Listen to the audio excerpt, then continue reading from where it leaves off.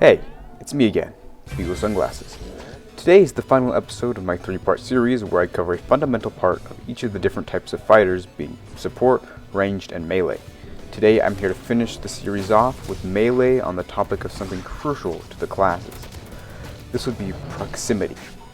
Gauging how close you are to your enemy and using that knowledge to your benefit is of utmost importance when fighting close range. Let's get right into it. The first up on our roster is Sword. Sword isn't a very difficult fighter to explain. He's incredibly basic and doesn't take much practice. The first thing to note is that his E move lets you make ground on enemy really fast. This movement is also severely underestimated by a ton of people. Like, it can go far. Combining this with your M2 can help you not only get a lot of damage in, but get yourself much closer to the enemy. You can also use your Q move to help keep distance in battle, not just as damage output. For example, you can see here how I'm gaining vertical distance in order to confuse the enemy with my Q move.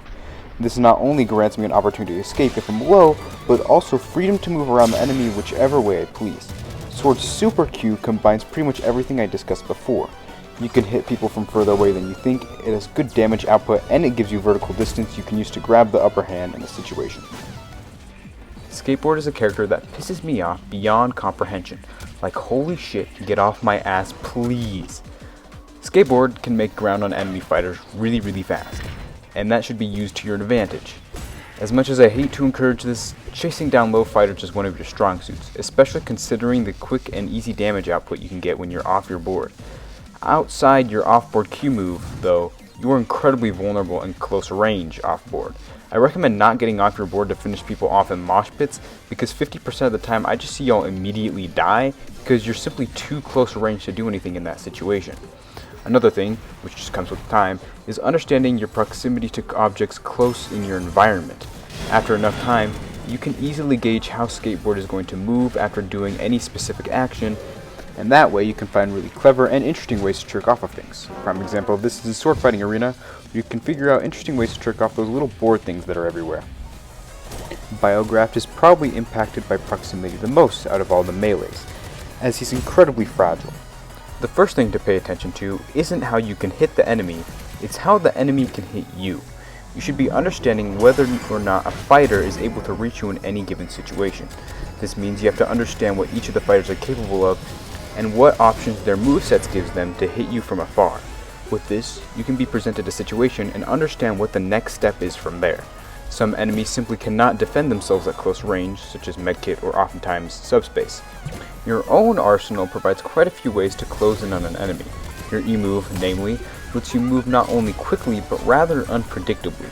The fact that you get more charges if you successfully hit someone allows for the ability to sneak in a shit ton of damage without taking any damage, especially if you time your M2 correctly. There isn't too much to note when it comes to Katana. I mean, he's pretty brain dead. There is, however, an interesting feature he has concerning his M1.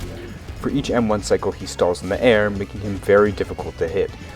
The amount of tactical advantage you get by simply jumping before M1ing is genuinely ridiculous, and I don't understand why people don't do this more often with him. On top of this, your M1 also has insane reach, and adding on top of the slowing effect from his passive makes him unstoppable in a number of situations. Banhammer is a character based on its ability to reach an enemy, as that's where he gets a shield self-sustained from. Banhammer doesn't have very good options to make ground on an enemy other than with his Q, which is nonetheless still a one-and-done move. People tend to be rather reckless with his E move when it's really one of Banhammer's main tactics to stay alive. You have to make sure you can 100% bet on someone staying in the range for you to hit the full E move, otherwise it often isn't a good decision. I also want to talk about his ult. It's incredibly powerful if you hit someone, but that's the thing, you have to hit someone. This is where proximity comes in. You lose perspective of your enemy pretty fast after pressing F, and you have to be completely sure that someone is going to be within reach to be hit before you use his finisher. This can simply be knowledge of how a fighter moves, or the way that they're behaving in that moment.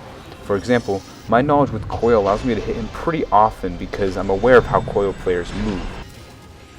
That's going to be it for this week's video though. Sorry I got it out later, I was doing stuff in real life to prepare for Thanksgiving. And next week, stay tuned because I have a very detailed Coil advanced guide coming out. So, thank you.